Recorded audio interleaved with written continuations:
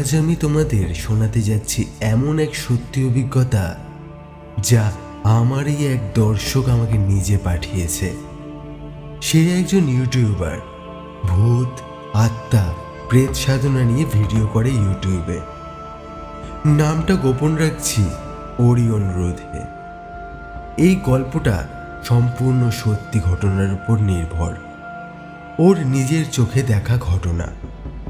বিশ্বাস করো বা না করো, বিচার তোমাদের উপর।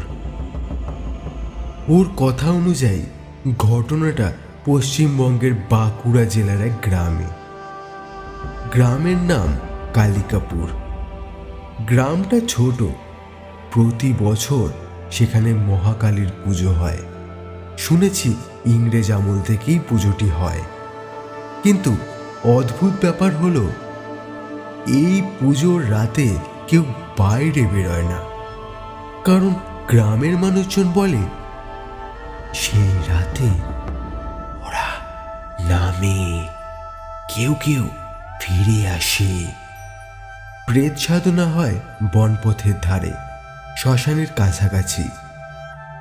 আর সেই সাধনার আওয়াজ নাকি শোনা যায় বাতাসে। মন্ত্রোচ্চারণ, শাঁখ, ঢোল আর হাহাকার। সেই ছেলেটি অর্থাৎ ইউটিউবারটি ঠিক করে ওই পুজোর রাতে ওখানে গিয়ে একটা ডকুমেন্টারি ফিল্ম বানাবে প্রমাণ সহ। ও বলে, আমার চ্যানেল নাম বড় হবে, সবাই দেখবে যে ভূত বলে কিচ্ছু নেই, আসলে বেকারি। আর যদিও বা কিছু হাওয়া বাতাস নড়াচড়া করে তাহলে তো আমারই ভালো, লোককে গুজব বলে চালিয়ে দেবো। আমার জমি হবে খেলা। সন্ধেবেলা ও পৌঁছায় কালিকাপুরে। গ্রামটা তখন অদ্ভুত নিস্তব্ধ। পুজোর আলো আছে, কিন্তু মানুষের কোনো কণ্ঠ নেই। সবাই যেন ঘরের দরজা বন্ধ করে রেখেছে। শুধু বাতাসে পুঁতে রাখা আগরবাতির গন্ধ আর দূরে কালী মন্দিরের মৃদু ঢাকের শব্দ বেজে আসছে তার কানে। ও ক্যামেরাটা সেট করে আর মাইক্রোফোন অন করে বলছিল, বন্ধুরা, আজ আমি এসেছি কালিকাপুরে, যেখানে শোনা যায় আত্মারা নাকি আজও প্রেত সাধনা করে।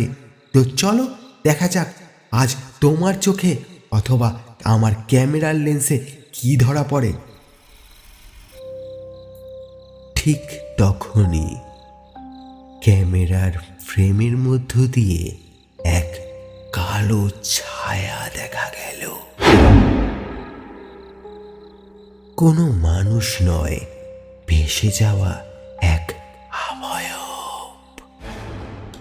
ও ভেবেছিল আলো বা ধোঁয়ার প্রতিফলন বোধ হয়, কিন্তু কয়েক সেকেন্ড পর মাইক্রোফোনে ভেসে আসে এক অদ্ভুত মন্ত্রধ্বনি। ওম কালী, মহাকালী, রক্ষা করো মা, রক্ষা করো।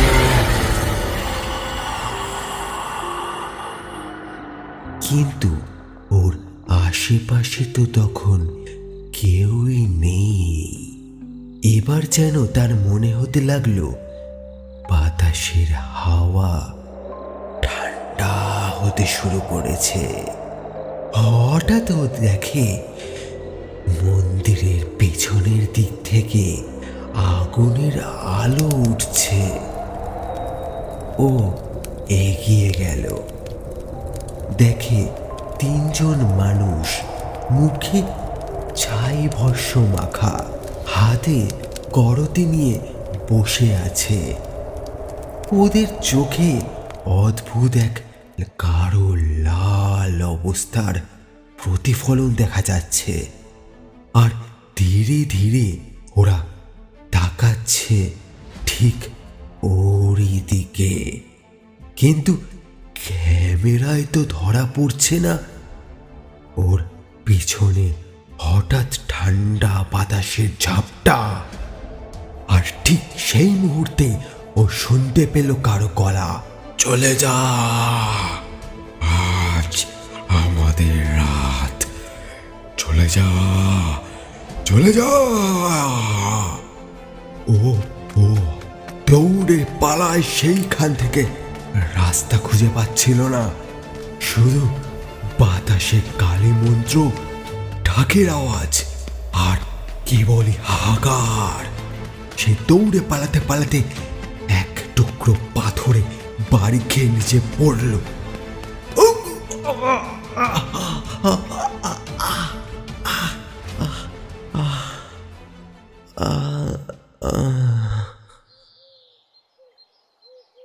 সকালে গ্রামের এক বৃদ্ধ ওকে খুঁজে পায় অজ্ঞান অবস্থায় মাঠের এক ধারে, আর বলে, ওদের ডিস্টার্ব করলে এরকমই হয়।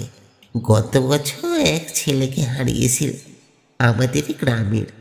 যাও, তোমার কপাল ভালো যে তোমার ওরা জীবিত ছেড়ে দিয়েছে। যাও, পালা পালা পালা, আর এক মুহূর্ত এখানে থাকবে না। যাও, এক্ষুনি চলে যাও বলছি। ও কোনো মতে ফিরে এসেছে শহরে, আর এই রাতের ফুটেজ এখনও ওর ল্যাপটপে আছে। কিন্তু আশ্চর্য, প্রতি রাতে সেই ফোল্ডারটা সে একবারের জন্য ওপেন করে না। ও আজও বিশ্বাস করে কালিকাপুরে ওরা আছে, প্রেতসাধনা এখনো হয়। এই ছিল আমার এক দর্শকের পাঠানো সত্যি ঘটনা। বিশ্বাস করো বা না করো, এই পৃথিবীতে অনেক কিছুই আছে যার ব্যাখ্যা আজও কেউ দিতে পারেনি। নমস্কার, আমি সায়ন মালাকার। আজকের মতো এখানেই শেষ করছি। আগামী গল্পে আবার দেখা হবে। ততদিন পর্যন্ত রাতের জানলার বাইরের দিকে তাকিও না, কারণ এখন প্রেত সাধনার সময়। আজকের গল্পটি যদি আপনাদের ভালো লেগে থাকে তাহলে অবশ্যই ভিডিওটি লাইক করে দেবেন, আর চ্যানেলটি সাবস্ক্রাইব করে বেল আইকনটি বাজাতে ভুলবেন না এরকম আরও নানান ভৌতিক গল্প পেতে সবার আগে। দেখা হচ্ছে অন্য কোনো গল্পে, অন্য কোনো ভৌতিক, অন্য কোনো রহস্যে। ততক্ষণের জন্য ভালো থাকবেন, সুস্থ থাকবেন, আর এভাবেই